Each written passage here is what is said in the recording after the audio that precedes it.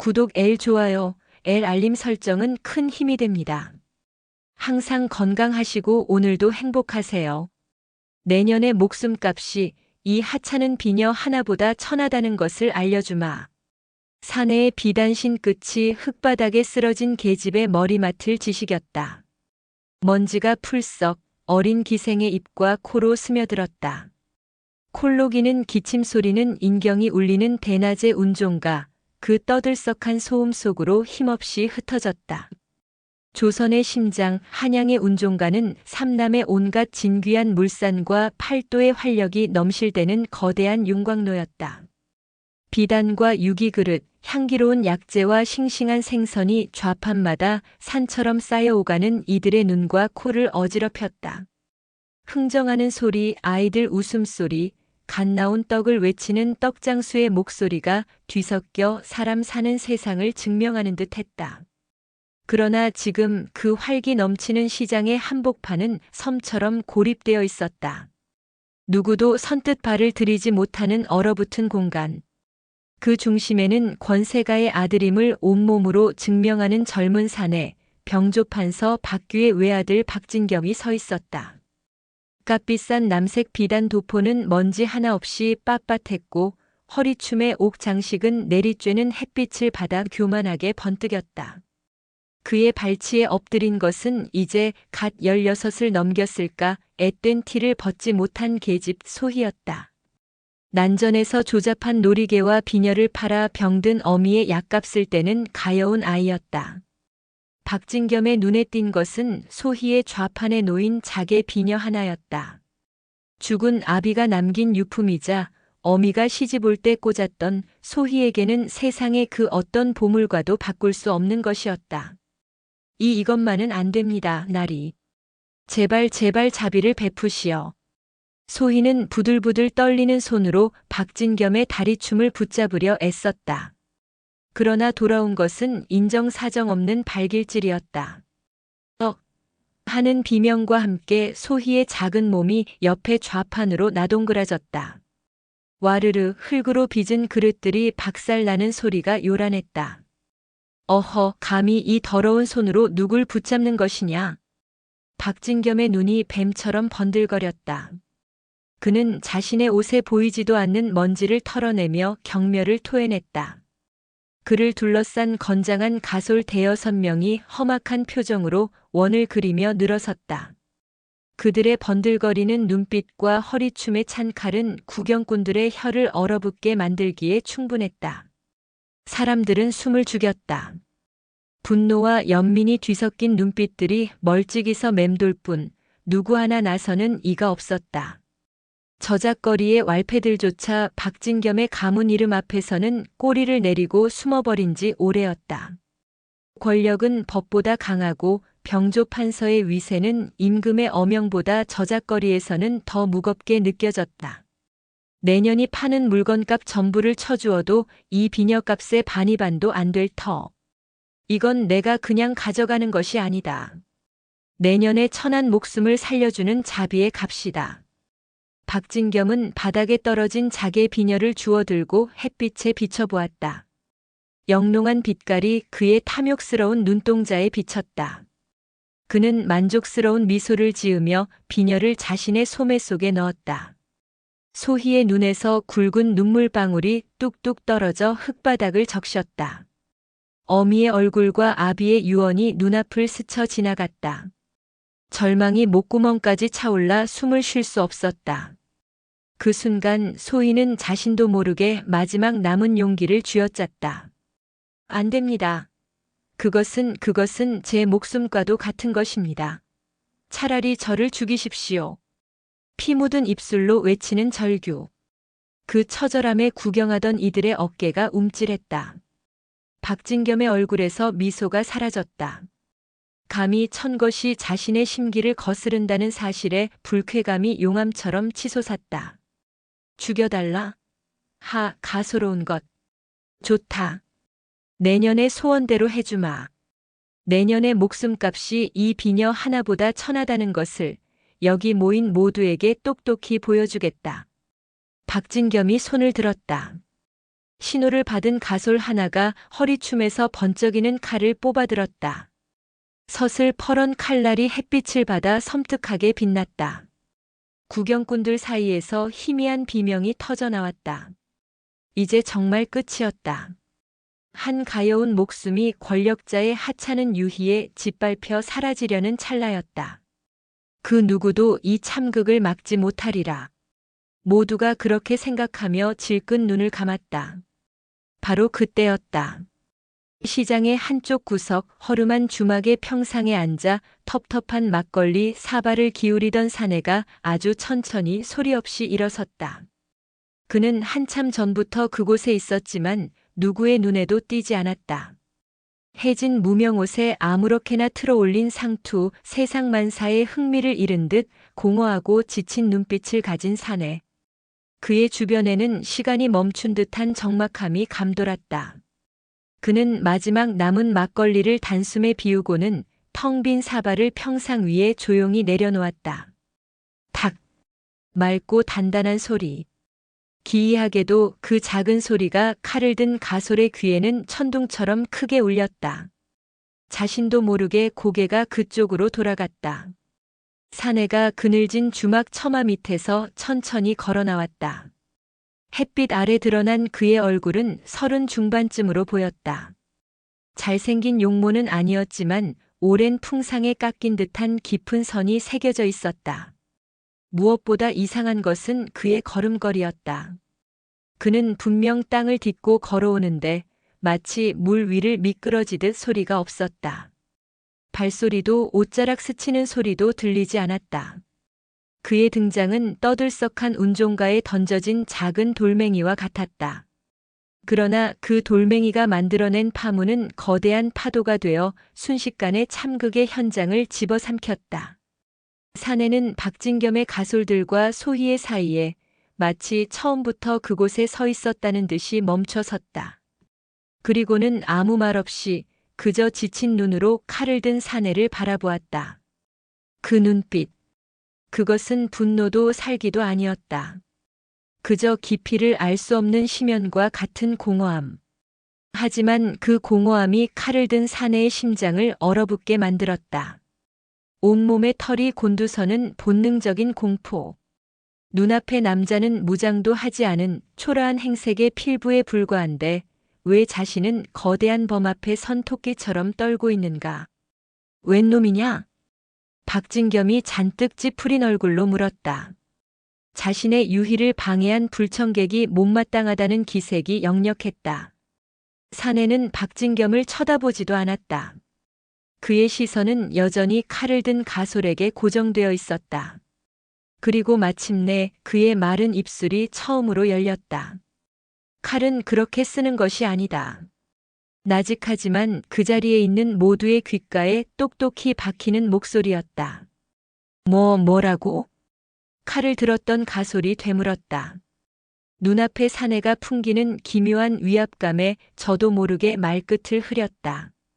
방금 전까지 계집아이 하나를 베는 것을 파리 잡듯 여기던 기세는 온데간데 없었다.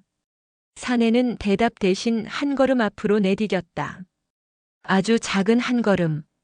그러나 그 한 걸음에 칼을 든 가솔은 저도 모르게 반보 뒤로 물러섰다. 공포가 척수를 타고 온몸으로 퍼져나갔다. 이놈이 감히 내 놈 따위가 박나리 앞에서 행패냐. 당장 이놈의 팔다리를 부러뜨려라. 박진겸이 길길이 날뛰며 소리쳤다. 그의 오만함은 두려움을 이길 만큼 강했다. 주인의 명령에 나머지 가솔들이 정신을 차리고 칼을 뽑아들며 사내를 둘러쌌다. 번쩍이는 칼날이 6개. 보통의 장정이라면 오금이 저려 그 자리에 주저앉을 위세였다. 하지만 사내는 미동도 없었다. 그의 지친 눈은 이제 막 칼을 뽑아든 6명의 가솔들을 천천히 훑었다. 마치 실력 없는 화공이 그린 졸작을 감상하듯 그의 눈에는 일말의 감흥도 담겨 있지 않았다. 지나가는 자다. 사내가 마침내 입을 열었다. 그의 목소리는 여전히 메마르고 낮았다. 허나 내 놈들이 가려는 길이 보아하니 지옥길인 듯하여 잠시 길을 막아 섰을 뿐이다. 까짜는 소리. 가장 혈기왕성해 보이는 가솔 하나가 기합을 지르며 달려들었다. 그의 칼이 맹수의 발톱처럼 사내의 어깨를 향해 날아들었다. 구경꾼들 사이에서 다시 한번 비명이 터져나왔다. 그러나 다음 순간 누구도 이해할 수 없는 일이 벌어졌다. 사내는 피하지 않았다. 막지도 않았다. 그저 달려드는 가솔의 칼날을 향해 손을 뻗었을 뿐이다. 맨손이었다. 자살 행위와 다름없었다. 서걱. 무언가 베이는 소리가 났다. 하지만 피는 튀지 않았다. 대신 가솔의 손에 들려있던 칼이 마치 무처럼 두 동강 낮 땅에 떨어졌다. 잘린 단면은 거울처럼 매끄러웠다. 커헉. 가솔은 자신의 눈을 믿을 수 없었다. 손에는 칼자루만 덩그러니 남아있었다. 대체 무슨... 생각은 거기까지였다. 사내의 손바닥이 어느새 가솔의 명치에 닿아 있었다. 닿았다고 생각한 순간 가솔의 거대한 몸이 종이장처럼 뒤로 튕겨나갔다.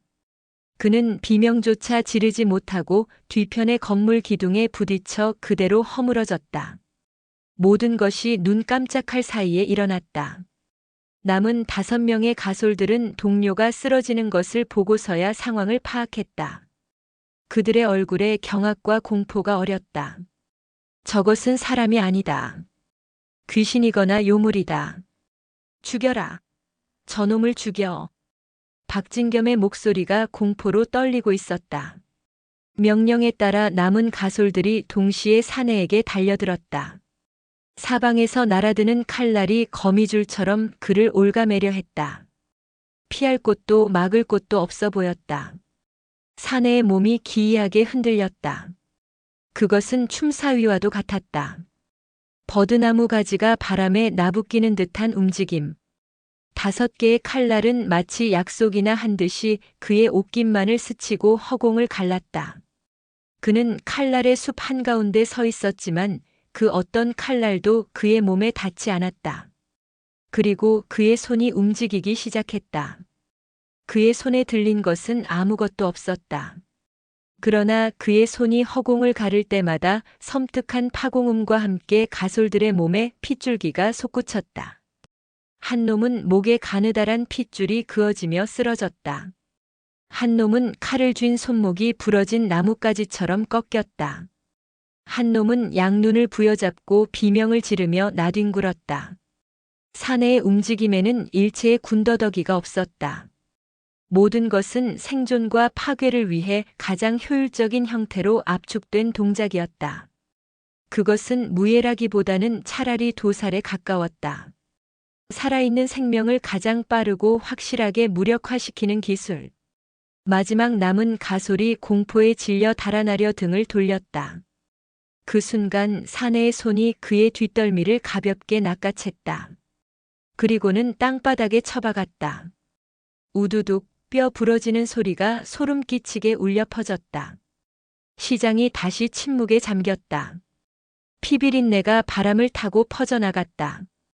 불과 몇 숨이 지났을 뿐인데 건장하던 가솔 6은 누구는 죽고 누구는 신음하며 바닥을 기고 있었다. 사내는 그들의 중심에 우뚝 서 있었다. 그의 해진 옷에는 피 한 방울 묻어 있지 않았다. 그는 처음부터 끝까지 무표정했다. 마치 마당을 쓰는 것처럼 당연히 해야 할 일을 했을 뿐이라는 듯한 얼굴이었다. 이제 그와 박진겸 사이에는 아무것도 없었다. 으으아. 박진겸은 제자리에 주저앉아 엉덩이로 뒷걸음질 쳤다. 그의 얼굴은 백지장처럼 하얗게 질려 있었다. 조금 전까지 천하를 다 가진 듯 하던 기세는 온데간데 없었다. 오직 원초적인 공포만이 그의 전신을 지배했다. 사내가 천천히 그에게 다가갔다. 한 걸음 한 걸음. 그 발걸음 소리가 박진겸에게는 저승사자의 부름처럼 들렸다. 오지 마라. 내가 누군지 아느냐? 나는 병조판서 박규 대감의 외아들이다. 나를 해치면 내 놈은 삼족이 멸해질 것이다. 박진겸은 마지막 남은 무기, 가문의 권세를 꺼내들었다. 사내의 발걸음이 멈췄다. 그의 공허한 눈동자에 처음으로 희미한 감정의 파문이 일었다. 그것은 경멸도 분노도 아니었다. 차라리 깊은 슬픔에 가까운 빛이었다. 병조판서 박규라. 사내는 나직이 그 이름을 은조렸다.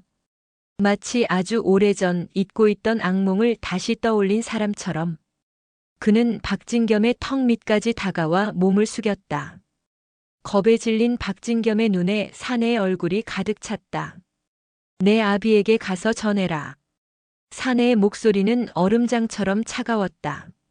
죽은 줄 알았던 개가 다시 돌아왔다고. 말을 마친 사내의 손이 번개처럼 움직였다. 박진 KM은 비명조차 지르지 못했다. 사각. 날카로운 소리와 함께 박진겸의 머리 위에서 무언가 툭 떨어져 내렸다. 그것은 사내의 자존심이자 양반의 상징인 상투였다.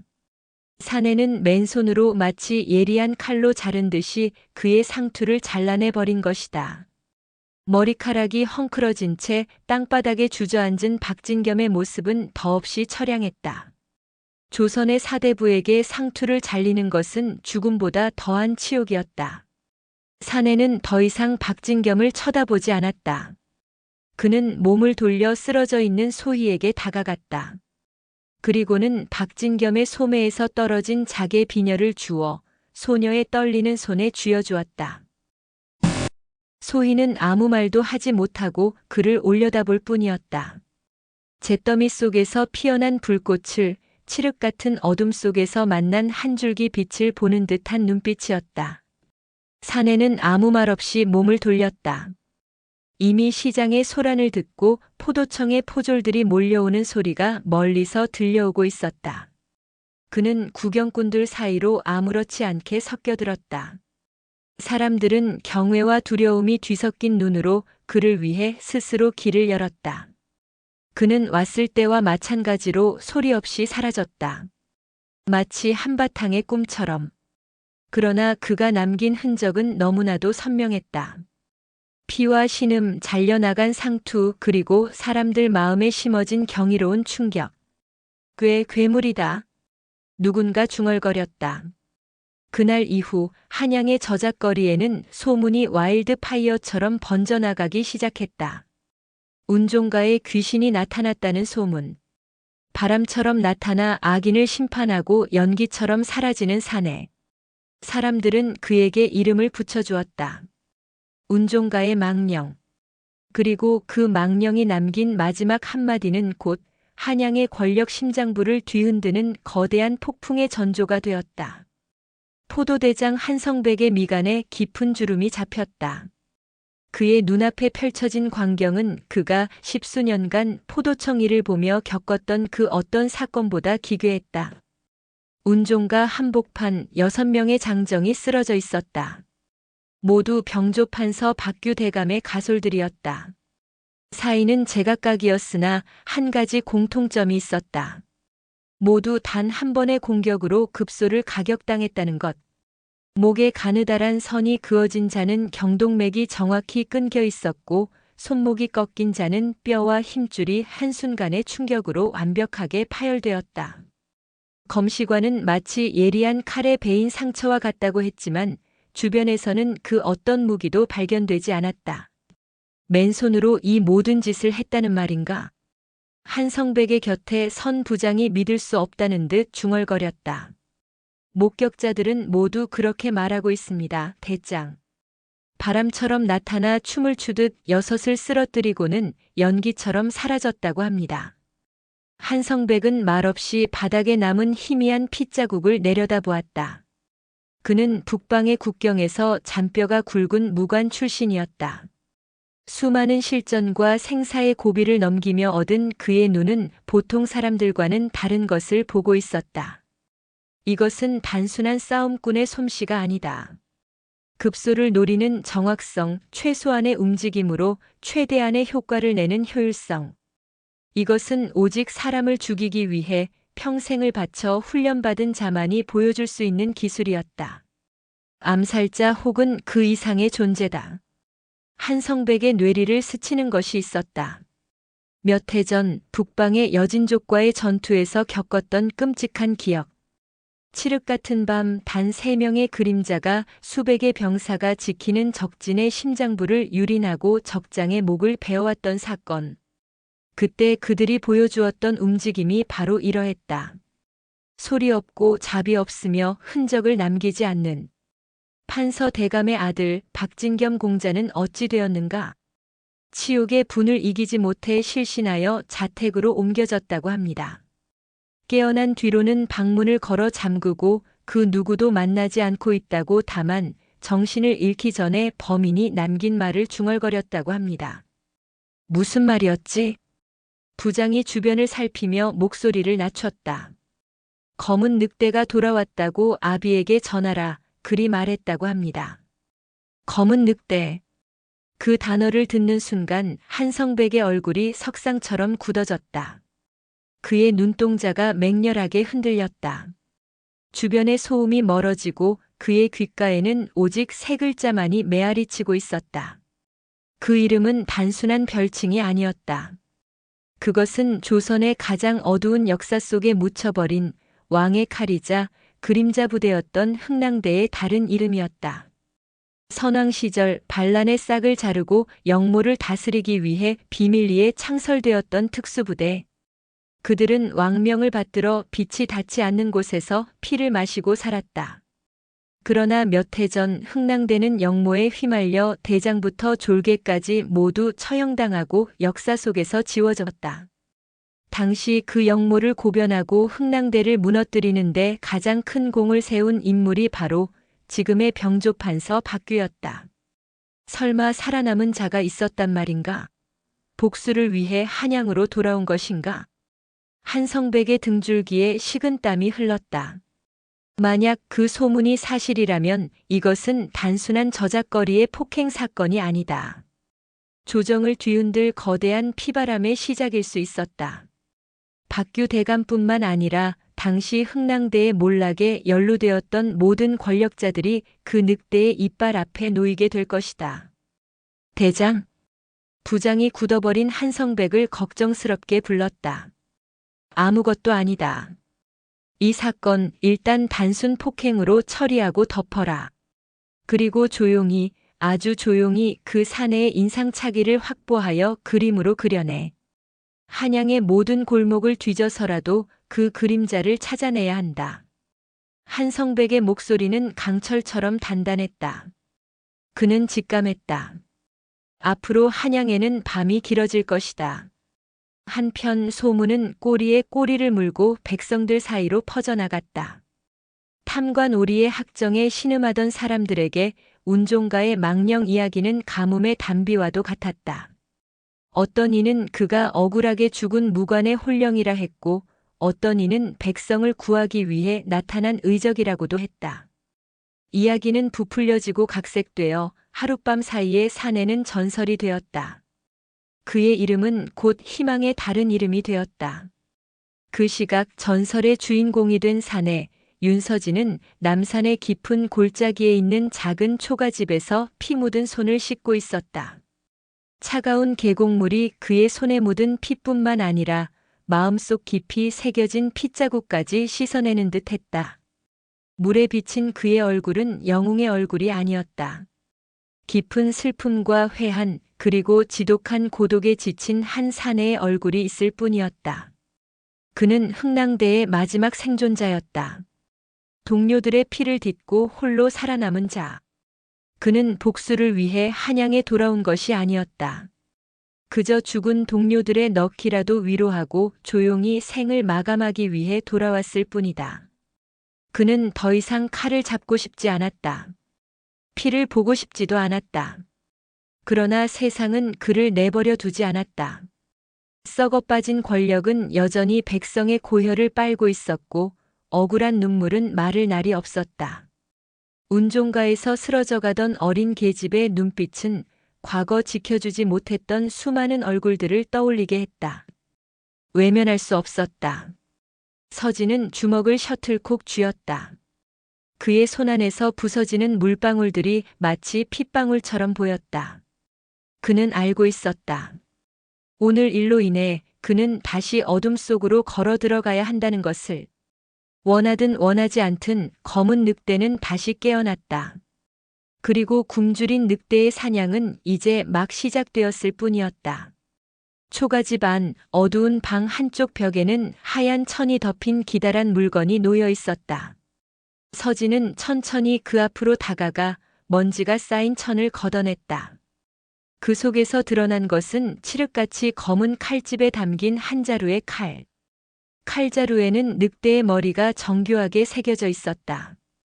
그의 옛 동료이자 흥낭대의 상징이었던 검 흑월도. 윤서진은 조용히 칼자루를 잡았다. 차가운 감촉이 손바닥을 통해 심장까지 전해졌다. 그의 공허하던 눈동자에 마침내 차가운 불꽃이 타오르기 시작했다. 한양의 노을이 핏빛처럼 붉게 타들어가고 있었다. 병조판서 박규의 관전은 그가 가진 권세의 크기를 묵묵히 증명하고 있었다. 담장은 요새처럼 높았고 지붕의 검은 기와는 비늘처럼 정연하게 빛났다. 정원을 가득 채운 기암 괴석과 진귀한 소나무들은 그것들을 얻기 위해 흘렸을 누군가의 피와 눈물을 비웃는 듯 고고하게 서 있었다. 그 거대한 저택의 가장 깊숙한 곳에 자리한 서실, 사방의 벽을 가득 채운 서책들조차 주인의 심기를 살피는 듯 숨을 죽이고 있었다. 방 한가운데 박규는 굳은 얼굴로 앉아 있었다. 그의 나이는 50줄에 들어섰지만 얼굴에는 세월의 흔적보다 야심과 경계심이 더 깊게 새겨져 있었다. 희끗희끗한 귀밑머리와 달리 그의 눈은 여전히 먹이를 노리는 매처럼 날카롭게 번뜩였다. 그래서 그 천한 놈에게 외아들의 상투를 잘리고 가솔 6을 잃고도 고작 한다는 말이 검은 늑대라. 박규의 목소리는 낮고 차분했지만 그 안에 담긴 분노는 용암처럼 들끓고 있었다. 맞은편에 무릎을 꿇고 앉은 아들 박진겸은 아버지의 기세에 눌려 고개조차 들지 못했다. 헝클어진 머리와 뺨에 남은 눈물 자국이 그가 겪은 치욕의 크기를 말해주고 있었다. 아, 아버지, 그놈은 사람이 아니었습니다. 귀신이었습니다. 분명. 닥치거라. 쾅. 박규가 옆에 서한을 내리치자 찻잔이 요란한 소리를 내며 떨어져 박살났다. 박진겸의 어깨가 파르르 떨렸다. 귀신? 내 놈의 어리석음과 방탕함이 불러온 화를 귀신 탓으로 돌리는 것이냐? 고작 계집 하나 희롱하다가 이 아비의 얼굴에 똥칠을 해? 박규는 자리에서 일어나 방 안을 서성였다. 그의 걸음 하나하나에 방바닥이 울리는 듯했다. 그는 분노하고 있었지만 머리는 그 누구보다 차갑게 돌아가고 있었다. 검은 늑대. 박진겸이 헛것을 본 것이 아니다. 그 이름은 박규 자신이 역사의 뒤안길로 쳐넣었다고 믿었던 악몽의 이름이었다. 흥낭대 그 지옥 같은 놈들. 분명 씨를 말렸다고 생각했는데 몇 해 전 그는 정적이었던 선왕의 친위 세력을 제거하기 위해 계략을 꾸몄다. 그 중심에 있던 것이 바로 왕의 그림자 부대 흥낭대였다. 그는 흥낭대가 역모를 꾸몄다는 거짓 상소를 올리고 증거를 조작하여 그들을 함정에 빠뜨렸다. 저항하는 자는 모조리 죽이고 나머지는 국문장에서 처참한 고문 끝에 생을 마감하게 했다. 그들의 피를 딛고 박규는 지금의 자리에 올랐다. 그런데 살아남은 자가 있다니. 그리고 감히 자신의 아들을 건드려 돌아왔다는 피의 서신을 보내왔다. 이것은 단순한 복수가 아니다. 자신의 모든 것을 앗아가겠다는 선전포고였다. 내 아들의 상투를 잘라 나를 능멸하고 저작거리에서 공개적으로 나의 권위에 도전했다. 이것은 나 개인의 문제가 아니다. 이 나라의 기강에 대한 도전이다. 박규는 스스로에게 말하듯 중얼거렸다. 그는 자신의 치부를 국가의 위기로 포장하는 데 능숙한 자였다. 그는 잠시 생각에 잠기더니 밖을 향해 나직이 명했다. 여봐라, 당장 형조참의 정인태와 오이도 총부의 곽충 장군을 은밀히 부르거라. 정인태와 곽충. 그들은 과거 흥랑대를 숙청할 때 박규와 함께 피를 묻혔던 핵심 공범들이었다. 늑대의 이빨이 자신의 목을 향하고 있다는 것을 알게 된 이상 다른 사냥개들을 불러 모아야 했다. 그날 밤 박규의 사랑채에는 3명의 사내가 모여 앉았다. 비대한 몸집의 정인태와 얼굴에 흉터가 가득한 곽충은 박규에게서 자초지종을 전해 듣고는 사색이 되었다. 말도 안 됩니다, 대감. 흥랑대는 분명 그때 살아남은 쥐새끼가 있었던 게지. 박규가 곽충의 말을 잘랐다. 그리고 그 쥐새끼가 이제 호랑이가 되어 우리를 물어뜯으려 하고 있네. 어찌해야겠는가?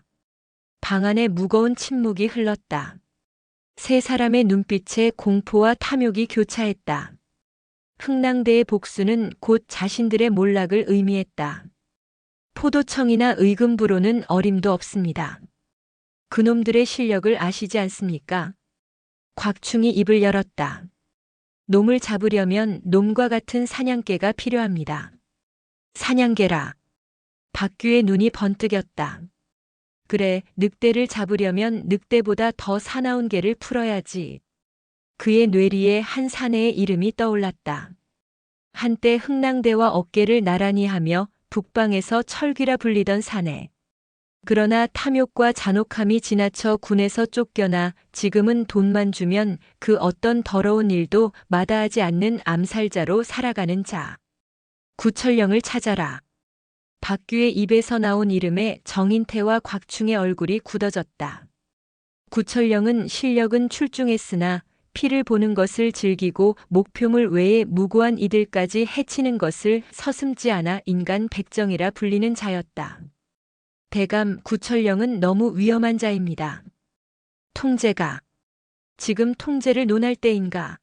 내 목에 칼이 들어오게 생겼는데 당장 그 자를 찾아내. 돈이 얼마가 들든 상관없다. 한양 땅을 샅샅이 뒤져서라도 검은 늑대의 가죽을 벗겨 내 앞에 가져오라 전해라. 박규의 명은 단호했다. 공포는 이성을 마비시키고 더 큰 악을 불러들이는 법이었다. 그렇게 한양의 가장 어두운 그림자 속에서 또 다른 사냥꾼이 조용히 발톱을 드러내기 시작했다. 그 같은 시각 윤서진은 인왕산에 버려진 암자의 몸을 숨기고 있었다.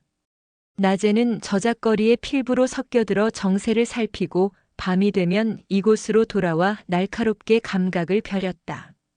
그는 박규가 자신을 잡기 위해 혈안이 될 것을 알고 있었다. 포도청의 그물망은 이미 촘촘하게 펼쳐지고 있을 터였다. 그러나 서진이 경계하는 것은 관의 군졸들이 아니었다.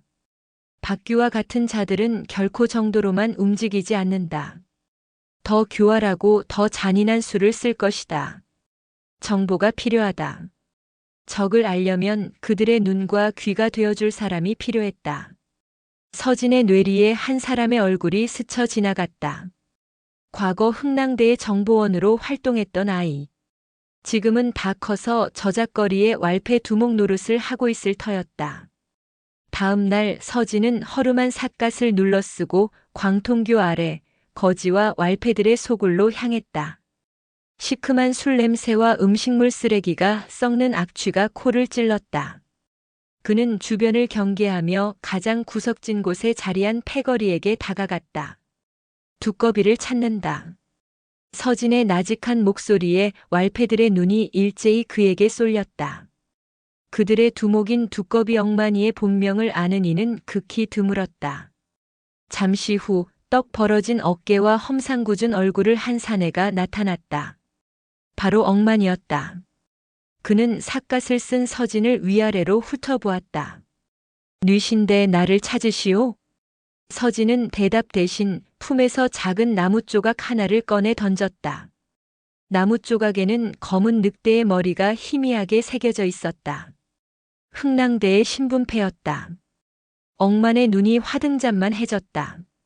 그는 주변을 휙휙 살피더니 서진의 팔을 잡아 끌고 다리 밑 가장 어두운 곳으로 향했다. 설마 부대장님? 살아 계셨습니까? 억만의 목소리가 가늘게 떨리고 있었다. 그는 믿을 수 없다는 듯 서진의 얼굴을 확인했다. 죽은 듯이 살았을 뿐이다. 이게 대체 어찌 된 일입니까? 모두가 영모제로 돌아가셨다고. 그것이 진실이 아니라는 것쯤은 너도 알고 있겠지. 서진의 차가운 말에 억만은 입을 다물었다. 그는 흥랑대가 얼마나 억울하게 무너졌는지 어렴풋이 알고 있었다. 억만아, 너의 도움이 필요하다. 박규와 그 수하들의 움직임을 알아봐다오. 특히 외부에서 사람을 쓰는지를. 억만은 잠시 망설였다. 지금의 병조판서 박규에게 셔틀콕 덤비는 것은 목숨을 내놓는 일이었다. 그러나 그의 눈에 어린 서진의 모습은 과거 자신을 아껴주던 따뜻한 부대장의 모습 그대로였다. 그리고 무엇보다 그는 흥랑대의 억울한 죽음을 외면할 수 없었다. 알겠습니다. 이 두꺼비 예정을 잊지 않았습니다. 목숨을 걸고 부대장님의 눈과 귀가 되어드리겠습니다. 새로운 연대가 맺어지는 순간이었다. 서진은 억만에게 몇 가지를 더 당부하고는 다시 인파 속으로 사라졌다. 그로부터 며칠 후 억만에게서 첫 번째 소식이 왔다. 약속된 장소에 남겨진 쪽지에는 단 한 줄의 글만이 적혀 있었다. 철귀가 움직이기 시작했다. 서진은 쪽지를 쥔 손에 힘을 주었다. 구철령. 그 이름은 서진에게도 낯설지 않았다. 북방에서 마주쳤던 짐승의 피에 굶주려 있던 광전사. 박규가 마침내 최악의 사냥개를 풀어놓은 것이다. 그리고 쪽지의 뒷면에는 서진의 심장을 얼어붙게 만드는 한 문장이 더 적혀 있었다. 사냥개가 운종가의 계집아이를 찾아갔다. 서진의 눈빛이 싸늘하게 가라앉았다. 올 것이 왔다. 그러나 그는 몰랐다. 사냥꾼의 그림자는 이미 그의 턱 밑까지 다가와 있었다. 그날 밤 구철령은 억만이의 뒤를 밟아 광통교에 나타났다. 그리고 피비린내 나는 신문 끝에 그는 인왕산에 버려진 암자라는 정보를 얻어냈다. 구철령의 입가에 잔인한 미소가 걸렸다. 늑대 사냥을 시작해볼까? 사냥꾼의 그물은 먹잇감이 눈치채지 못하는 사이 서서히 그리고 맹렬하게 조여지고 있었다. 소희의 하루는 고단했다. 새벽같이 일어나 병든 어미의 약을 다리고 얼마 남지 않은 곡식으로 멀건 죽을 쑤어 올린 뒤 해가 중천에 뜨기 전에 운종가의 좌판을 펼쳐야 했다. 며칠 전 겪었던 끔찍한 일은 악몽처럼 뇌리에 남았지만 그렇다고 장사를 쉴 수는 없었다. 하루 벌어 하루를 사는 소희에게는 슬픔도 공포도 사치였다. 그날 이후 시장 사람들은 소희를 대하는 태도가 미묘하게 달라졌다. 어떤 이는 안쓰러운 눈빛으로 떡 한 조각을 건네기도 했고 어떤 이는 괜한 불똥이 튈까 두려워 그녀를 피하기도 했다. 소희는 묵묵히 제자리를 지킬 뿐이었다. 그리고 그날 소희는 다시 한번 악몽과 마주했다. 해가 서산으로 기울어 좌판을 정리하려던 참이었다. 그림자 하나가 소희의 좌판 앞에 멈춰섰다. 무심코 고개를 든 소희는 숨을 헙 들이마셨다. 사내의 얼굴에는 철가면을 쓴 듯 아무런 표정이 없었다. 그러나 그의 눈은 살아있는 모든 것을 경멸하는 듯한 차가운 빛을 뿜고 있었다. 온몸에서 풍기는 위압감은 박진겸의 그것과는 질이 달랐다. 박진겸의 오만함이 가진 자의 치기였다면 이 사내의 기운은 수많은 생명을 앗아본 자만이 가질 수 있는 섬뜩한 살기 그 자체였다. 내년이구나. 그놈이 구해줬다는 계집이. 사내 구철령이 나직이 은졸였다. 그의 목소리는 쇳소리 같았다. 소희는 공포에 질려 아무 말도 하지 못했다. 구철령은 소희의 반응은 아랑곳하지 않고 그녀의 좌판에 놓인 조잡한 놀이개 하나를 집어들었다. 그리고는 아무렇지 않게 손안에서 바스러뜨렸다. 가루가 되어 떨어지는 놀이개를 보며 그가 물었다. 그놈은 어디에 있느냐? 모릅니다. 저는 그저. 모른다. 구철령의 입꼬리가 비틀렸다. 모를 리가 없을 텐데. 그놈이 널 그냥 지나쳤을까? 분명 다시 찾아왔을 것이다. 내년의 안위를 살피기 위해서든 입을 막기 위해서든. 그는 한 걸음 다가섰다. 소희는 저도 모르게 뒷걸음질 쳤다. 공포가 목을 졸라 숨을 쉴 수 없었다. 나는 말이다, 기다리는 것을 아주 싫어한다. 특히 대답을 기다리는 것은 더더욱. 구철령의 손이 소희의 턱을 향해 뻗어왔다. 소희가 질끈 눈을 감은 순간이었다. 그 아이에겐 죄가 없소. 어디선가 나타난 윤서진이 구철령의 손목을 막아섰다. 그는 평범한 행인의 모습이었지만 그의 눈은 늑대처럼 날카롭게 빛나고 있었다. 억만이의 전가를 받고 한달음에 달려온 터였다. 구철령은 자신의 손목을 잡은 서진을 보고도 놀라지 않았다. 오히려 기다렸다는 듯이 잔혹한 미소를 지었다. 드디어 모습을 드러내는군, 흥랑대의 마지막 개새끼. 두 사람의 시선이 허공에서 부딪혔다. 주변의 공기가 얼어붙는 듯한 팽팽한 긴장감이 흘렀다. 이 아이를 건드리지 마라. 너의 목표는 나일 터. 물론이지. 하지만 사냥을 할 때는 미끼를 쓰는 법이다. 이 계집과 병든 어미는 아주 좋은 미끼가 될 것 같더구나. 구철령의 말에 서진의 눈빛이 차갑게 가라앉았다. 자신의 복수가 무고한 이들을 위험에 빠뜨리고 있다는 사실이 비수처럼 가슴에 박혔다. 이것은 그가 짊어져야 할 빚이었다. 내 놈이 원하는 대로 해주마. 이 아이 대신 나를 가져라. 여기서 끝내든 아니면 장소를 옮기든. 하. 좋다. 내 놈의 그 오만한 낯짝을 뭉개버릴 생각을 하니 벌써부터 즐거워지는군. 하지만 오늘은 아니다. 사냥은 즐겨야지. 구철령은 서진의 손을 뿌리치고는 겁에 질린 소희의 귓가에 속삭였다. 오늘 밤 내 어미의 약 4발에 독이 들어있을지 누가 알겠느냐? 내일은 내 집 지붕이 무너져 내릴지도 모르지. 그는 소희의 어깨를 툭툭 치고는 유유히 인파 속으로 사라졌다. 서진은 차마 그를 쫓을 수 없었다. 소희와 그녀의 어미를 이대로 둘 수는 없었다. 그날 밤 서진은 소의 모녀를 자신의 거처로 옮기기로 결심했다. 더 이상 그들을 위험 속에 방치할 수는 없었다. 소희의 어미는 영문도 모른 채 낯선 사내의 등에 업혔고 소희는 불안한 눈빛으로 그 뒤를 따랐다. 달빛조차 없는 캄캄한 밤길을 걸으며 서진은 깊은 죄책감에 휩싸였다. 그는 복수를 위해 돌아왔지만 그의 발걸음은 또 다른 약자들을 위협하는 재앙이 되고 있었다. 인왕산의 허름한 암자에 도착했을 때 소희의 어미는 이미 기력이 다해 깊은 잠에 빠져 있었다. 서진은 아궁이에 불을 지피고 소희에게 따뜻한 물 한 잔을 건넸다. 괜찮으냐?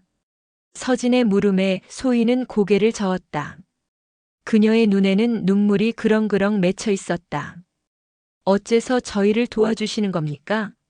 나리 때문에 저희는 더 위험해졌습니다. 원망 섞인 소녀의 말에 서진은 아무 대답도 할 수 없었다. 모든 것이 사실이었기 때문이다. 그때 서진의 뇌리에 잊고 있던 기억 하나가 섬광처럼 스쳐 지나갔다. 몇 해 전 흥랑대가 영모의 함정에 빠져 몰살당하던 그 밤이었다. 피와 불꽃이 난무하는 아비규환 속에서 부대의 대장이었던 장현은 어린 서진을 필사적으로 탈출시켰다. 살아라 서진아. 살아남아서 이 억울한 죽음을 언젠가 세상에 알려다오. 그리고 내 딸 연희를 지켜다오. 그것이 대장의 마지막 유언이었다. 하지만 서진은 혼란 속에서 대장의 딸을 찾지 못했다. 그저 살아남기 위해 도망쳐야만 했다. 그 후로 연희를 지켜달라는 대장의 목소리는 평생 그를 따라다니는 원죄이자 족쇄가 되었다. 서진은 눈앞에 소희를 보았다. 앳된 얼굴, 굳게 담은 입술, 그리고 그 안에 담긴 슬픔과 강인함. 어쩐지 그 모습이 한 번도 본 적 없는 대장의 딸, 연희의 모습과 겹쳐 보였다. 나는 또다시 지키지 못하는 것인가. 서진은 조용히 자리에서 일어났다. 그리고는 암자 한쪽에 숨겨두었던 흰 천에 쌓인 그의 검 흑월도를 꺼내 들었다. 여기서 기다려라. 내가 모든 것을 끝내고 오겠다. 그의 목소리에는 더 이상 망설임이 없었다. 그는 더 이상 도망치지 않기로 했다.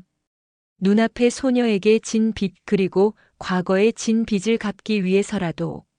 그러나 서진이 암자 문을 나서는 순간 그의 발걸음이 멈췄다.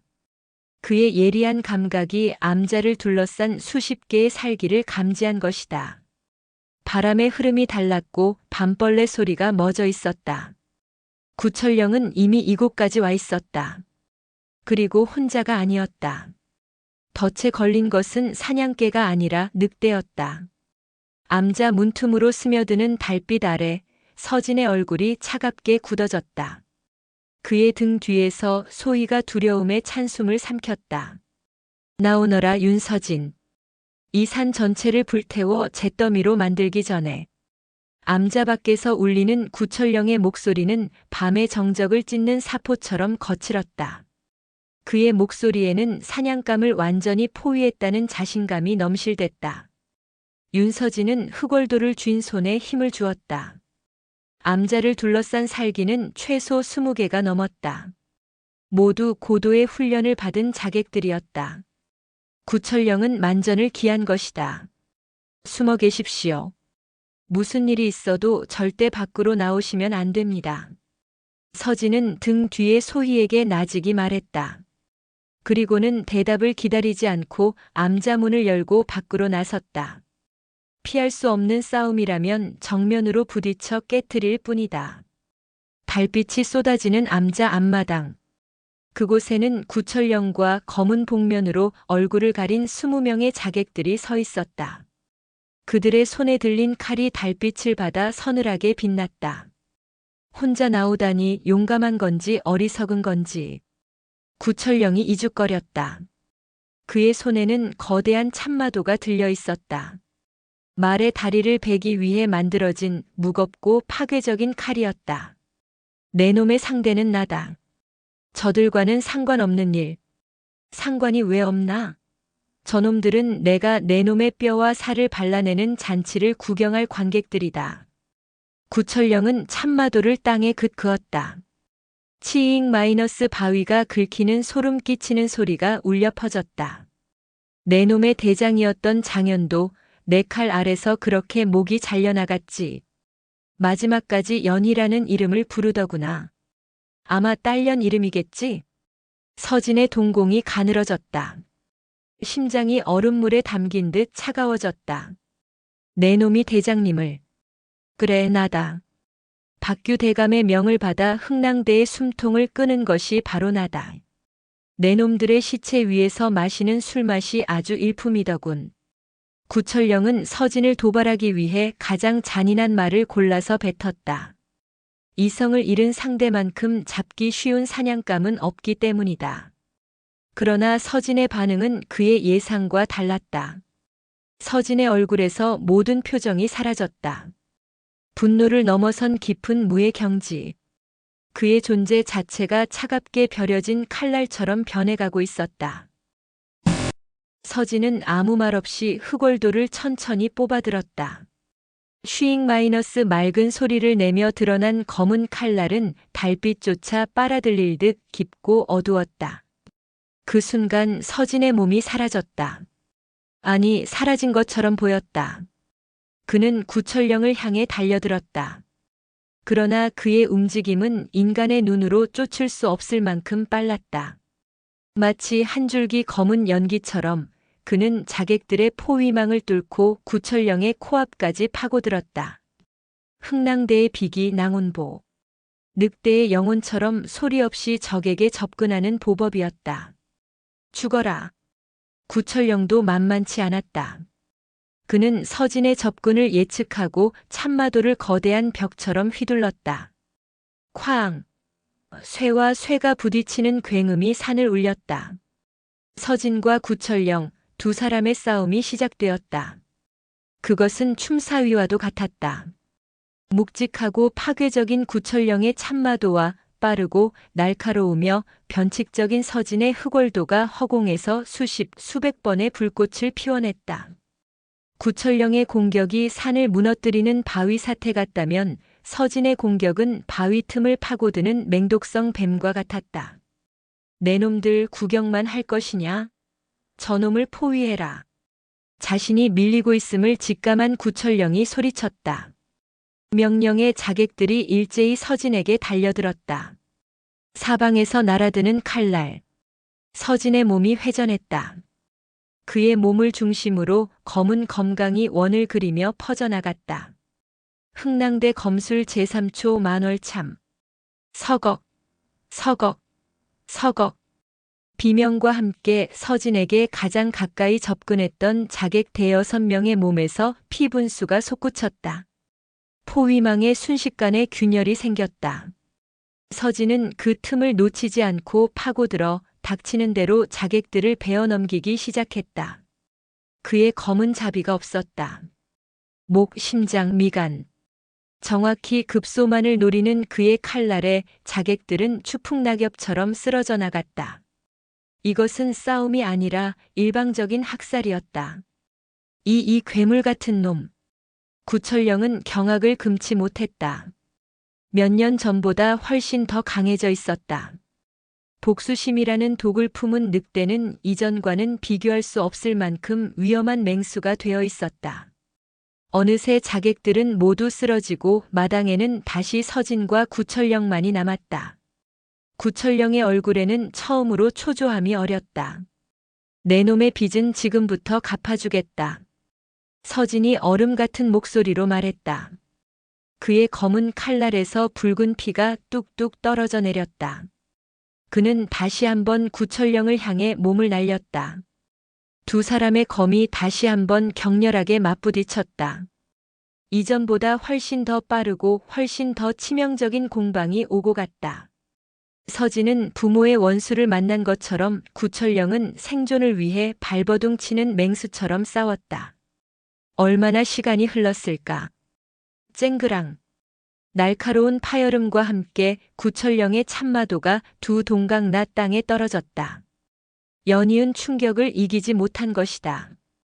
그리고 그 순간 서진의 흑월도가 구철령의 어깨를 깊숙이 파고들었다. 크악! 구철령의 입에서 짐승 같은 비명이 터져나왔다. 그는 비틀거리며 뒤로 물러섰다. 어깨에서 쏟아지는 피가 그의 앞섭을 붉게 물들였다. 승부는 결정되었다. 서진은 피를 뿜는 구철령에게 천천히 다가갔다. 그의 눈에는 일말의 동정심도 없었다. 그는 칼을 들어 구철령의 숨통을 끊으려 했다. 바로 그 순간 구철령이 품에서 무언가를 꺼내 서진의 얼굴을 향해 던졌다. 푸악! 서진은 반사적으로 얼굴을 가리고 뒤로 물러섰다. 매캐한 석회가루였다. 비겁한 수였다. 눈을 제대로 뜰 수 없는 짧은 순간 구철령은 남은 힘을 다해 절벽 쪽으로 몸을 날렸다. 이걸로 끝이라고 생각 마라 윤서진. 내 놈의 대장을 죽이라는 명을 내린 것이 박규 대감 하나뿐이었을 것 같으냐. 절벽 아래로 사라지며 외치는 구철령의 마지막 한마디. 그 말은 서진의 뇌리에 비수처럼 박혔다. 박규 하나만이 아니라고. 서진이 시야를 회복했을 때 구철령의 모습은 이미 사라진 후였다. 절벽 아래는 칠흑 같은 어둠만이 가득했다. 서진은 상처 입은 몸을 이끌고 암자로 돌아왔다. 그의 몸에도 크고 작은 상처가 가득했다. 암자 문을 열자 소희가 촛불 아래서 기도하듯 웅크리고 있다가 그를 보고 달려왔다. 나리. 소녀의 눈에는 눈물과 안도감이 뒤섞여 있었다. 싸움은 끝났다. 일단은. 서진은 소희와 그녀의 어미를 지켜냈다. 그러나 그의 마음은 더 무거운 어둠 속으로 가라앉고 있었다. 구철령이 남긴 마지막 말. 흥랑대의 몰락 뒤에는 박규보다 더 거대한 배후가 있다는 암시. 서진은 자신의 복수가 이제 겨우 시작에 불과하다는 것을 깨달았다. 그의 싸움은 더 이상 개인적인 원한이 아니었다. 이 나라의 가장 깊은 곳에 뿌리내린 거대한 악을 향한 외로운 늑대의 처절한 전쟁이 될 터였다. 그는 어둠 속에서 조용히 흑월도를 닦았다. 칼날에 비친 그의 눈빛은 이전보다 훨씬 더 깊고 차갑게 타오르고 있었다. 싸움이 끝난 인왕산 암자에는 피비린내와 함께 무거운 정적만이 감돌았다. 윤서진은 웃옷을 벗어 던졌다. 그의 단단한 상체에는 짐승의 발톱에 핥힌 듯한 자상과 타박상이 흉터처럼 새겨져 있었다. 가장 깊은 상처는 구철령의 참마도에 스친 옆구리였다. 피가 멈추지 않고 흘러내려 그의 바지를 적시고 있었다. 나리 피가. 소희가 하얗게 질린 얼굴로 다가왔다. 그녀의 작은 손에는 깨끗한 천과 얼마 남지 않은 약재가 들려 있었다. 낮에 어미를 위해 쓰려던 것이었다. 서진은 말없이 자리에 앉았다. 소희는 떨리는 손으로 그의 상처를 닦아내고 약재를 붙인 뒤 천으로 동염했다. 서진은 고통에 미간을 찌푸렸지만 신음 한 번 내뱉지 않았다.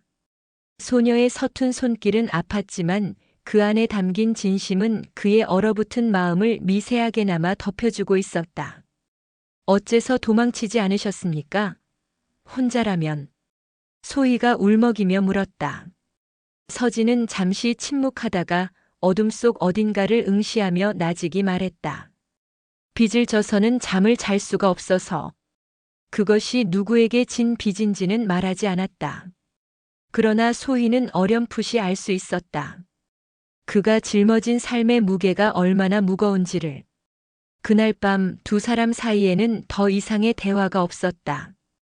그러나 잠든 어미 곁에서 서진의 상처를 밤새 돌보는 소녀와 그런 소녀를 묵묵히 지켜보는 사내 사이에는 말보다 더 깊은 유대가 조용히 쌓이고 있었다. 다음 날 서진의 상처는 조금 아물었지만 그의 마음속에 새겨진 의문은 더욱 깊어져만 갔다.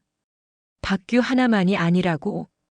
구철령이 마지막에 남긴 말은 그의 복수의 방향을 송두리째 흔들어 놓았다.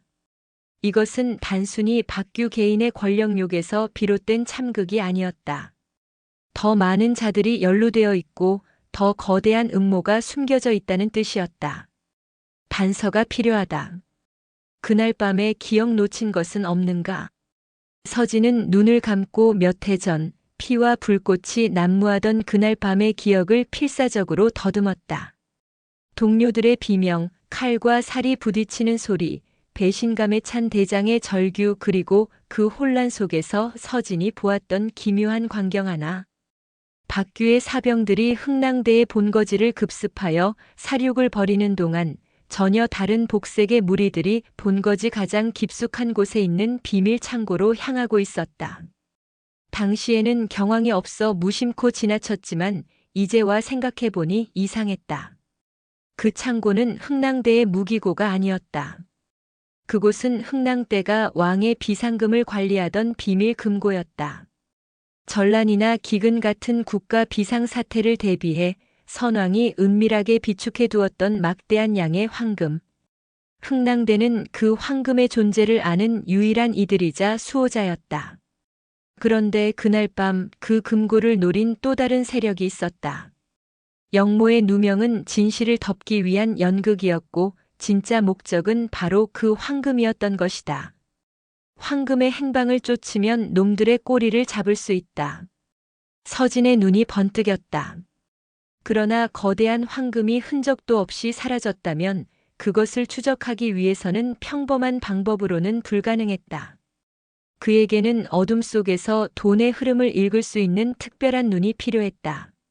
서진의 뇌리에 한 사람의 얼굴이 떠올랐다. 눈을 잃고 세상을 등졌지만 세상에 그 누구보다 더 많은 것을 보는 사내. 과거 흥랑대의 비밀 자산을 관리해주던 최고의 장인이자 감별사였던 천노인. 서진은 소의 모녀를 암자에 남겨두고 다시 한양으로 향했다. 며칠간의 수소문 끝에 그는 마포나루 근처의 허름한 도자기 공방에서 천노인을 찾아낼 수 있었다. 공방 안은 싸늘했고 먼지 쌓인 초벌구이 그릇들만이 늙은 주인을 지키고 있었다. 누구시오? 물레질을 하던 노인이 고개를 들었다. 그의 두 눈은 빛을 잃은 지 오래인 듯 흐릿한 잿빛으로 덮여 있었다. 오래전 북쪽에서 바람을 함께 맞던 사람입니다. 서진의 말에 첫 노인의 손이 멈칫했다. 그는 잠시 귀를 기울이더니 이내 떨리는 목소리로 말했다. 그 바람은 이미 멎었소. 나 같은 늙은이는 이제 흙먼지나 뒤집어 쓰고 살다 갈 뿐이니 어서 돌아가시오.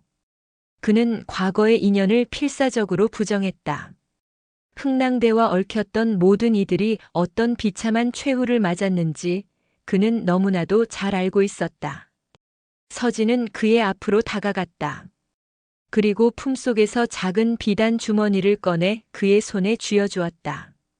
주머니 안에는 그날 밤 비밀 금고 앞에서 주었던 작은 금속 파편이 들어 있었다. 이것을 기억하십니까? 첫 노인은 더듬더듬 파편을 만져보았다. 그의 거친 손가락이 파편의 표면을 스치자 그의 얼굴이 새하얗게 질렸다.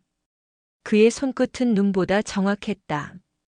이것은 비상금고의 열쇠에 새겨졌던 문양. 어찌 이것이. 그날 밤 모든 것이 사라졌습니다. 황금도 명예도 동료들도. 이제 그 진실을 되찾으려 합니다. 노인장의 도움이 절실합니다. 첫 노인의 몸이 부들부들 떨렸다. 두려움이었다. 그러나 그의 마음속 한편에서는 잊고 있던 불씨가 다시 타오르기 시작했다. 그는 흥랑대의 대장이었던 장현과 막역한 사이였다. 친구의 억울한 죽음을 그는 평생 가슴에 묻고 살아왔다. 한참의 침묵 끝에 첫 노인이 입을 열었다. 그 문양은 관청의 것이 아니오. 그의 목소리는 갈라져 있었다. 그것은 한양에서 가장 큰 상단인 송방에서만 사용하는 비밀 인장일세. 그들은 비단과 약재를 취급한다고 알려져 있지만 그들의 진짜 사업은 바로 돈이지. 막대한 자금력으로 조정을 뒤에서 쥐고 흔드는 보이지 않는 손. 송방. 소나무 상단. 마침내 음모의 첫 번째 실마리가 드러났다. 영모의 배후에는 칼을 든 무인들뿐만 아니라 돈을 쥔 상인들도 함께 있었던 것이다. 송방의 행수 임상호를 찾아가게. 그는 겉보기엔 인자한 상인이나 그 속은 독사보다 더 지독한 자일세. 아마 모든 진실의 열쇠는 그자가 쥐고 있을 것이야. 첫 노인은 서진에게 송방에 대한 모든 것을 알려주었다. 그들의 조직, 비밀 거래 방식, 그리고 행수 임상호의 성격까지.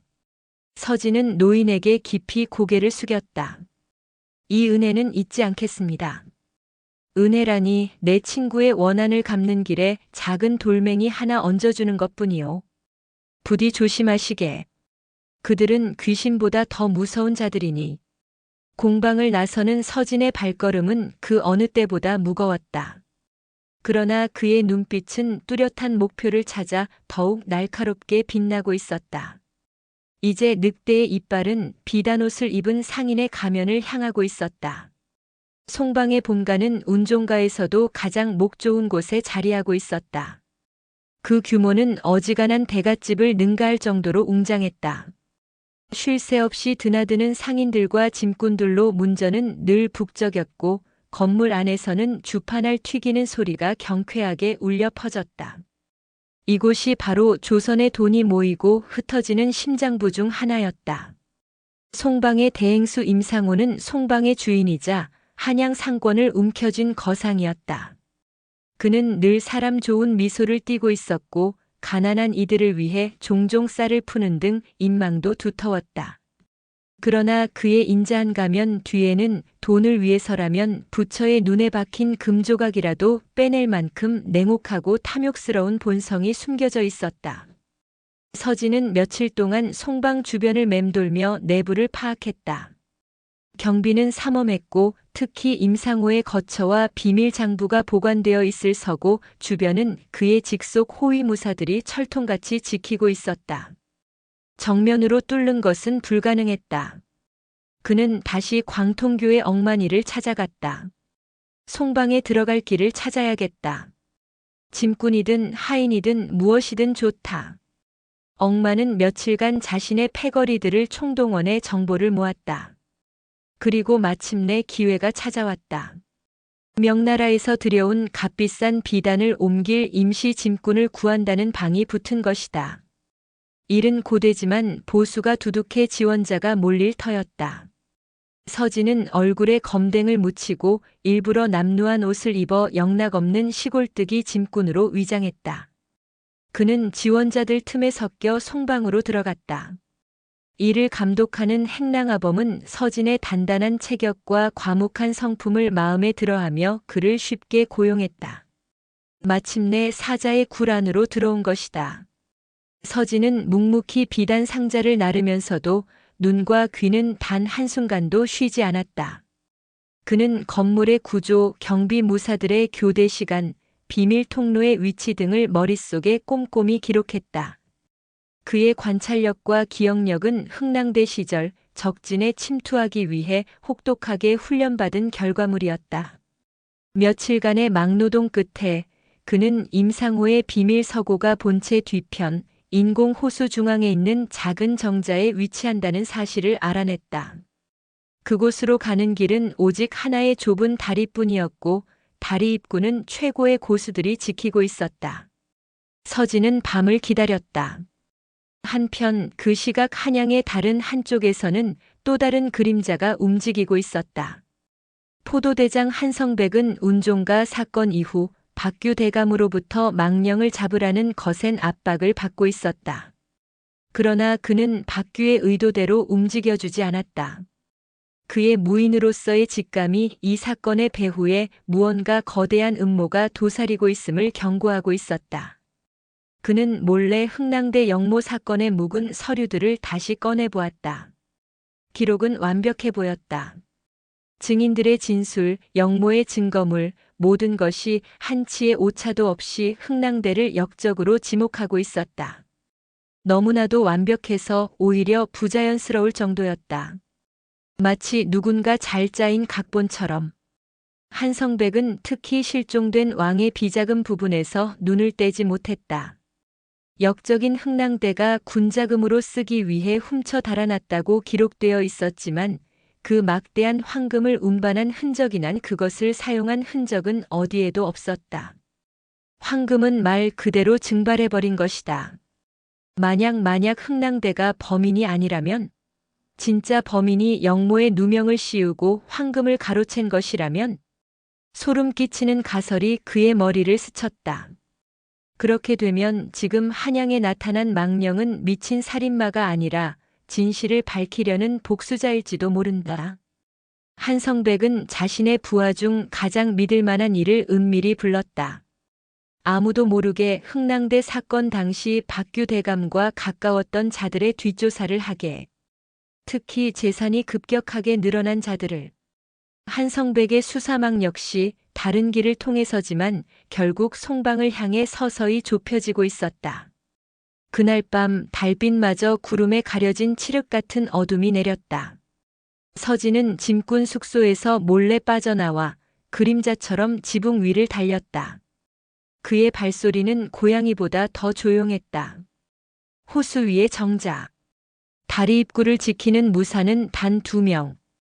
그러나 그들에게서 뿜어져 나오는 기운은 보통 고수가 아니었다. 서진은 숨을 죽이고 기회를 엿보았다.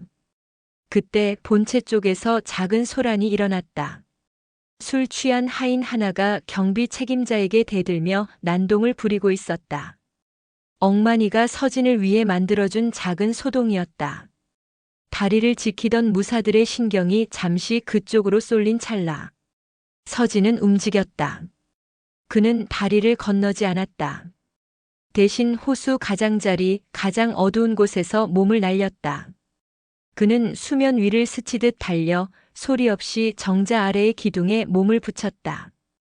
그리고는 뱀처럼 기둥을 타고 올라가 2층 서고의 창문 틈으로 몸을 밀어 넣었다. 서고 안은 고급 종이와 무게 냄새로 가득했다. 벽 사면을 가득 채운 장부들. 저것들 중 하나에 진실이 숨어 있을 것이다. 서진은 횃불을 켜는 대신 흥랑대 시절 익혔던 암흑 속 시각 훈련을 이용해 장부들을 훑어보기 시작했다. 그의 손가락이 수많은 장부들 사이를 헤매던 중 유독 다른 장부들과 다른 재질로 만들어진 작은 책 한 권을 발견했다. 겉에는 아무것도 쓰여 있지 않았다. 서진이 책을 펼치는 순간 그는 자신의 눈을 의심했다. 그 안에는 날짜와 함께 수많은 이름들, 그리고 어마어마한 양의 금괴 숫자가 빼곡히 적혀 있었다. 박규, 정인태, 곽충 그리고 그들의 위에 있는 감히 상상도 하지 못했던 이름들까지. 이것은 단순한 뇌물 장부가 아니었다. 흥랑대의 피값으로 얻은 황금을 나눠 가진 자들의 명단, 바로 피의 계약서였다. 서진이 장부를 품속에 넣으려는 순간이었다. 삐걱 마이너스. 정자의 문이 열리는 소리가 들렸다. 그리고 익숙한 목소리가 들려왔다. 이 밤중에 서고에는 어인일이신가 구대협. 임상호의 목소리였다. 그리고 그의 옆에는 붕대를 감은 어깨를 하고 섬뜩한 미소를 짓고 있는 구철령이 서 있었다. 쥐새끼 냄새가 나서 말이지. 아무래도 이 안에 들어와 있는 것 같아서. 덫이었다. 임상호는 처음부터 서진의 잠입을 의심하고 구철령을 불러 매복하고 있었던 것이다. 서진은 순식간에 도간에 든 쥐가 되었다. 창문으로 뛰어내리기엔 너무 늦었다. 문은 그들이 막고 있었다. 서고 안에는 숨을 곳 하나 없었다. 임상호의 입가에 비정한 미소가 걸렸다. 찾아와 주니 고맙군. 흥랑대의 마지막 망령. 내 놈의 목을 박규 대감께 바치면 내 사업은 더욱 번창하겠지. 구철령이 붕대를 풀며 입을 열었다. 이번엔 내 놈의 사지를 하나씩 잘라주마. 사방이 막힌 서고 안. 2명의 강적. 윤서진은 일생일대의 위기에 직면했다. 끼잉 마이너스 서고의 문이 완전히 열리며 임상호와 구철령 뒤로 송방의 정예 호위무사 10댓 명이 도열했다. 좁은 공간에 살기가 가득 들어찼다. 빠져나갈 구멍은 없었다. 장부를 넘기고 곱게 죽는다면 시신은 온전히 거두어주겠다. 임상호가 마지막 자비를 베푸는 듯 말했다. 그러나 그의 눈에는 오직 탐욕만이 번뜩이고 있었다. 윤서진은 대답 대신 품속의 장부를 꺼내들었다. 그리고는 옆에 있던 등잔의 기름을 장부 위로 쏟아부었다. 임상호의 얼굴이 경악으로 물들었다. 내 놈 무슨 짓이냐? 내가 죽으면 이 진실도 함께 불타 사라질 것이다. 서진은 등잔의 심지를 향해 장부를 가져가며 나직이 말했다. 그의 눈은 구철령을 향하고 있었다. 길을 열어라. 그렇지 않으면 모두가 빈손으로 남게 될 테지. 일촉즉발의 대치. 구철령은 분노로 얼굴이 일그러졌지만 섣불리 움직이지 못했다. 장부를 잃는 것은 임상호뿐만 아니라 자신과 연결된 모든 이들의 몰락을 의미했다. 바로 그 순간 서진이 움직였다. 그는 장부를 허공에 던지는 동시에 반대편 벽에 있던 거대한 도자기 화병을 향해 몸을 날렸다. 와장창. 화병이 박살나며 그의 몸이 서고의 얇은 벽을 뚫고 밖으로 튕겨나갔다. 호수였다. 저놈을 잡아라. 임상호의 절규와 함께 구철령과 무사들이 일제히 서진을 쫓았다. 서진은 차가운 호숫물 속으로 뛰어들어 어둠 속으로 사라졌다. 몇몇 무사들이 물속으로 뛰어들었지만 물속에서의 움직임은 서진을 따라갈 수 없었다. 그 사이 허공에 던져졌던 장부는 등잔 위로 떨어져 불길에 휩싸였다. 안 돼. 저 불을 꺼라. 무사들이 허둥지둥 불을 끄는 사이 서진은 이미 호수 반대편으로 빠져나와 어둠 속으로 몸을 숨긴 후였다. 멍청한 놈들. 가짜였다. 진짜는 저놈이 가지고 튀었다. 불에 탄 장부가 새까만 재가 되자 구철령은 그것이 미끼였음을 깨닫고 분노에 찬 고함을 질렀다. 서진이 던진 것은 서고에 있던 평범한 장부였던 것이다. 송방 전체에 비상이 걸렸다. 임상호는 날이 밝는 대로 한양 전체를 이잡듯 뒤져서라도 서진을 찾아내라 명했다. 이제 가면은 벗겨졌다. 서진의 얼굴과 인상착의는 모든 포도청과 군영, 그리고 암흑가의 자객들에게까지 뿌려질 터였다. 그는 이제 더 이상 망령이 아닌 얼굴이 알려진 수배자가 되었다. 한편 이 모든 소동을 만들어준 억만이는 동료들을 피신시키고 홀로 남아 시간을 벌었다. 그러나 그는 몰려드는 송방의 무사들을 당해낼 수 없었다. 그는 사로잡혔고 임상호 앞으로 끌려갔다. 내 놈이 그놈과 한패였구나. 임상호의 차가운 물음에 억만이는 피투성이 얼굴로 비웃음을 흘렸다. 내 놈 같은 구더기 밑에서 사는 것보다 의로운 분을 위해 죽는 것이 100번 낫다. 그 의리가 얼마나 가는지 보자꾸나. 그날 밤 억만이는 송방의 지하 감옥에서 모진 고문 끝에 숨을 거두었다. 그는 마지막 순간까지 서진의 행방에 대해 입을 열지 않았다. 피와 물에 젖은 몸을 이끌고 서진은 간신히 예전에 마련해 두었던 폐가로 몸을 숨겼다. 옆구리에 낡은 상처가 터져 지독한 고통이 밀려왔다. 그러나 육체의 고통보다 더 아픈 것은 자신 때문에 희생되었을지도 모를 억만에 대한 죄책감이었다. 진실을 얻기 위한 대가는 너무나도 컸다. 그는 떨리는 손으로 품속에서 피에 젖은 장부를 꺼냈다. 장부를 펼친 그의 눈동자가 거세게 흔들렸다. 그곳에는 상상조차 하지 못했던 거대한 음모의 전모가 기록되어 있었다.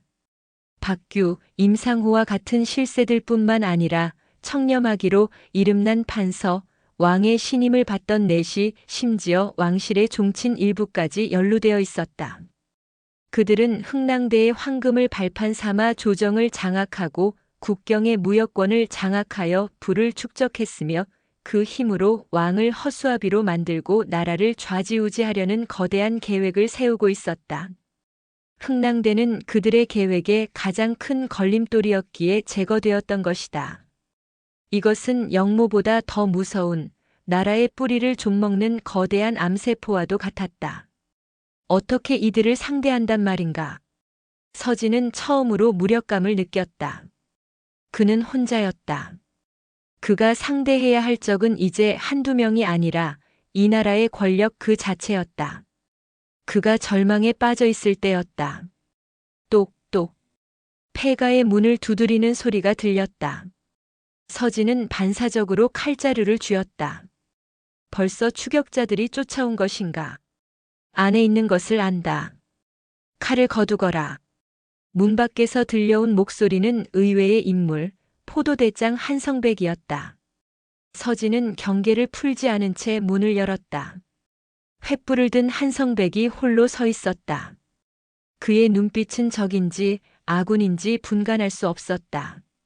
나를 잡으러 온 것인가? 그랬다면 포졸들을 이끌고 왔을 것이다. 한성백은 폐가 안으로 들어와 피투성이가 된 서진과 그가 펼쳐놓은 장부를 번갈아 보았다. 나는 법을 집행하는 사람이다. 하지만 내가 믿고 따랐던 법의 기록이 거짓이라는 의심이 들기 시작했다. 한성백은 자신의 독자적인 조사 결과를 털어놓았다. 흥랑대 사건 기록의 허점, 갑자기 막대한 불을 쌓은 권력자들, 그리고 그 중심에 있는 송방.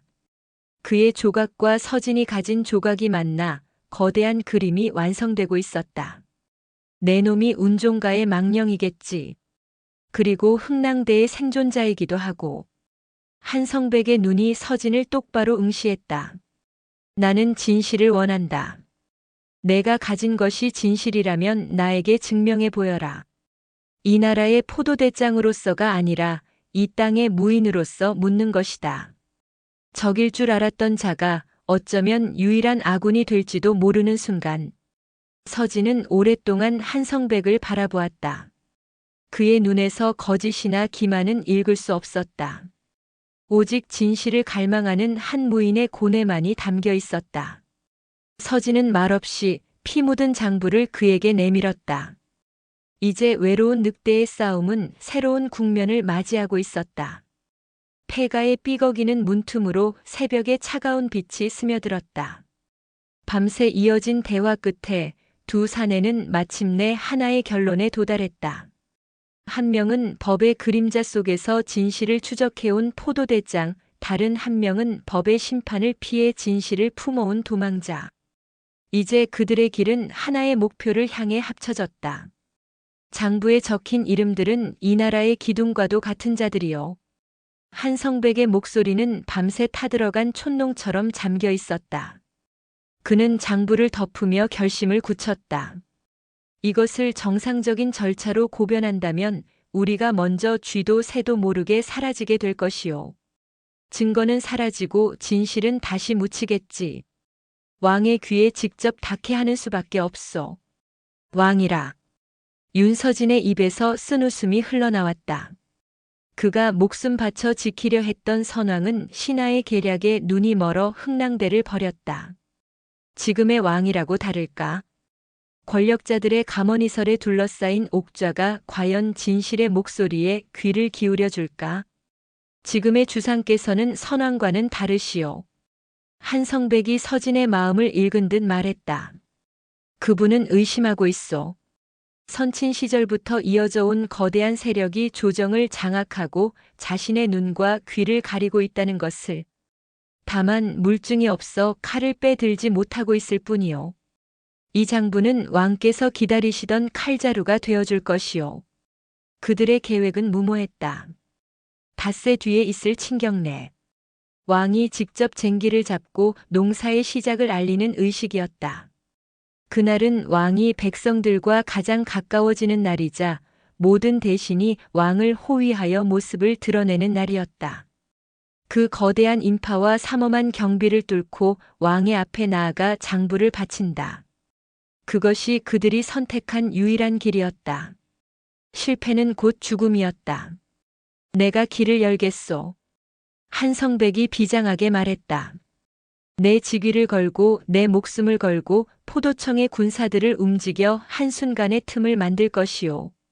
그 틈을 뚫고 왕에게 가는 것은 오직 당신만이 할 수 있소. 흥랑대의 마지막 생존자인 당신이. 서진은 말없이 고개를 끄덕였다.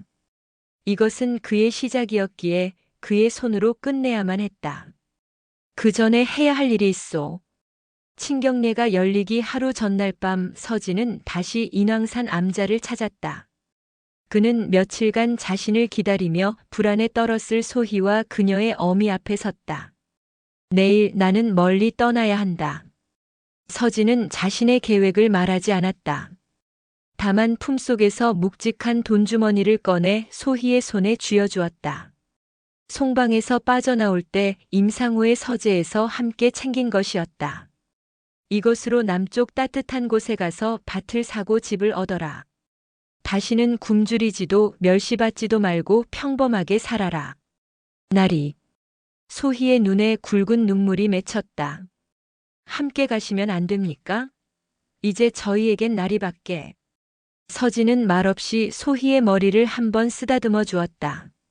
거칠고 상처투성이인 손이었지만 그 손길은 따뜻했다. 나는 너무 많은 피를 보았다. 내 손은 누군가와 함께 온기를 나누기엔 너무 차갑구나. 그는 이미 마포나루의 첫 노인에게 모든 것을 부탁해둔 터였다. 내일 동이 트는 대로 첫 노인의 사람이 와서 소의 모녀를 안전한 곳으로 데려갈 것이었다.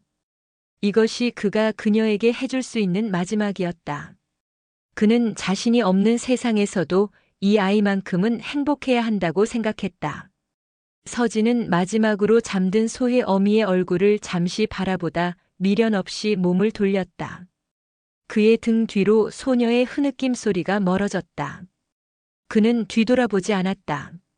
늑대는 무리를 떠나 홀로 사냥을 끝내야만 했다. 친경내 당일 한양은 거대한 축제의 장이었다. 왕의 행차를 보기 위해 남녀노소 할 것 없이 거리로 쏟아져 나왔다. 왕의 어가가 지나가는 길목에는 오색 비단이 나부꼈고 백성들의 환호성이 하늘을 찔렀다. 어가의 바로 뒤 병조판서 박규와 송방의 임상호는 의기양양한 표정으로 말을 타고 따르고 있었다. 그들에게는 오늘이 자신들의 권세를 만천하에 과시하는 날이었다. 며칠간의 수색에도 검은 늑대의 흔적을 찾지 못하자 그들은 그가 이미 겁을 먹고 한양을 떠났으리라 단정했다. 행렬이 광화문 앞 가장 넓은 육조거리에 들어서는 순간이었다. 갑자기 행렬의 후미에서 거대한 소란이 일어났다. 불이야, 불이야. 외치는 소리와 함께 검은 연기가 피어올랐고 수십 명의 장정들이 뒤엉켜 싸움을 벌이기 시작했다.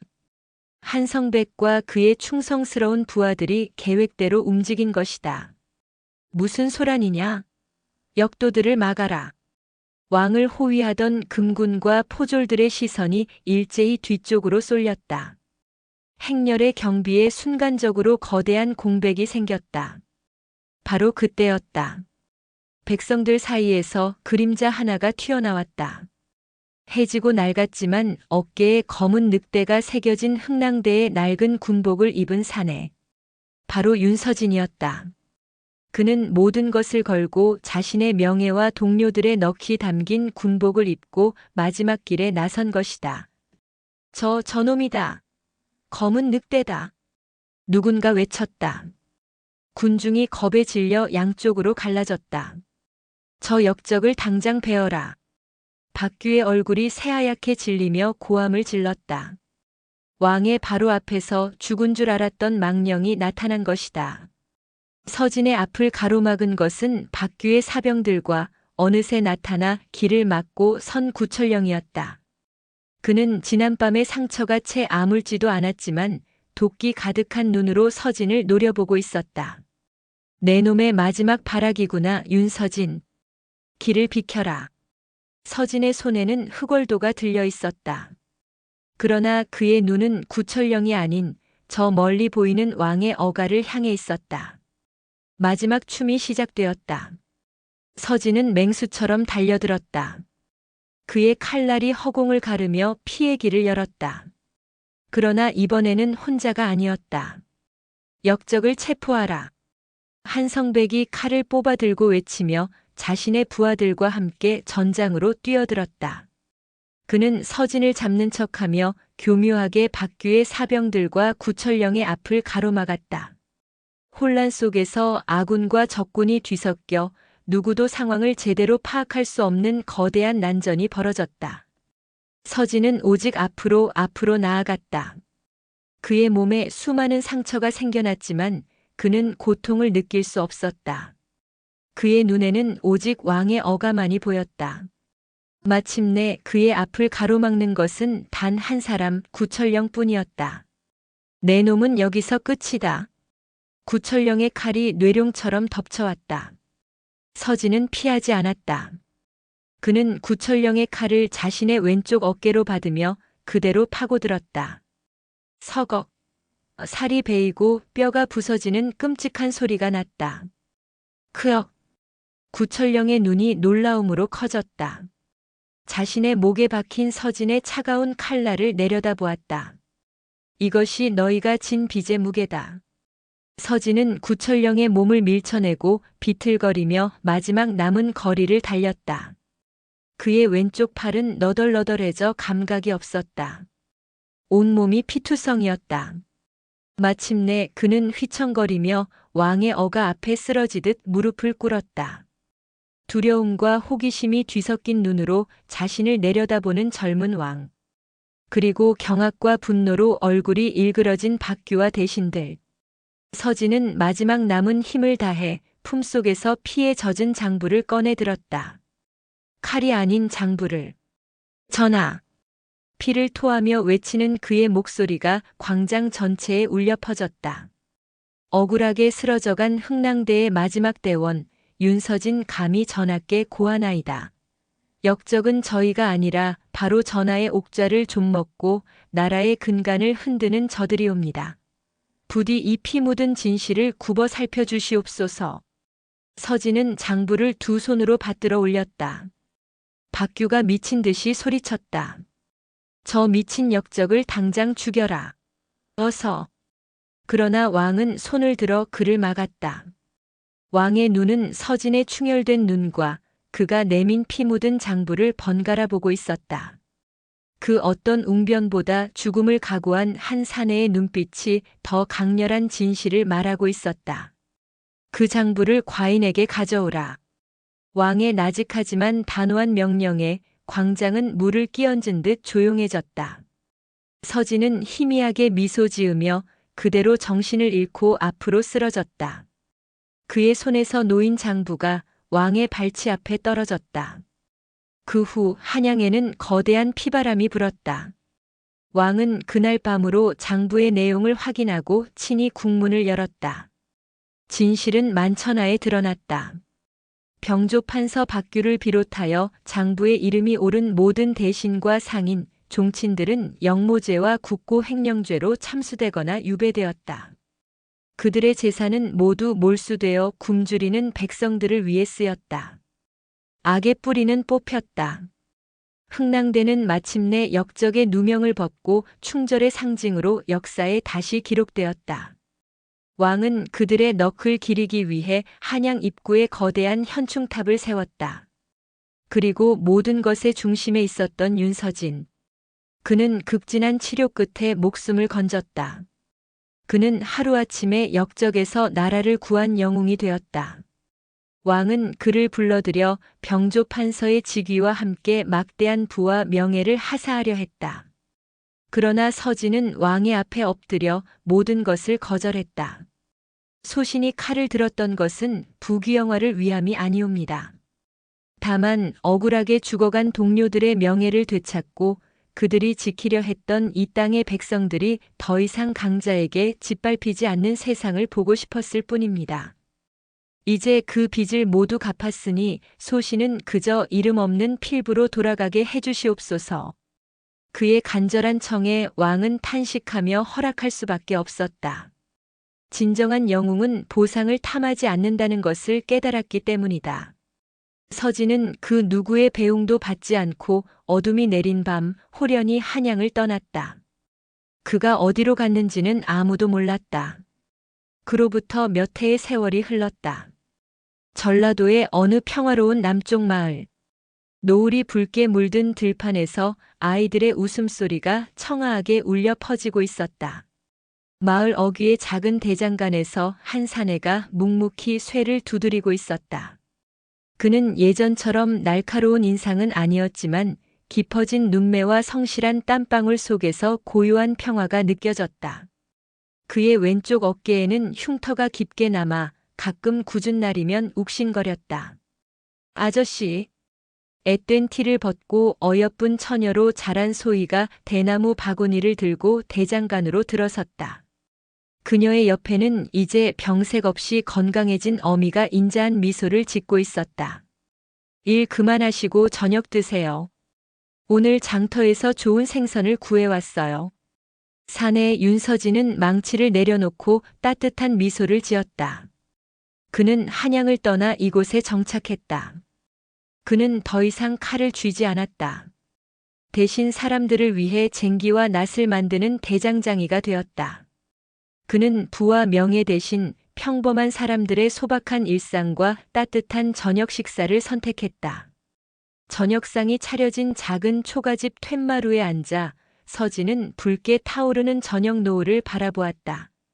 한양의 노을은 늘 핏빛처럼 느껴졌는데 이곳의 노을은 따뜻하고 평화로웠다. 그는 비로소 깨달았다.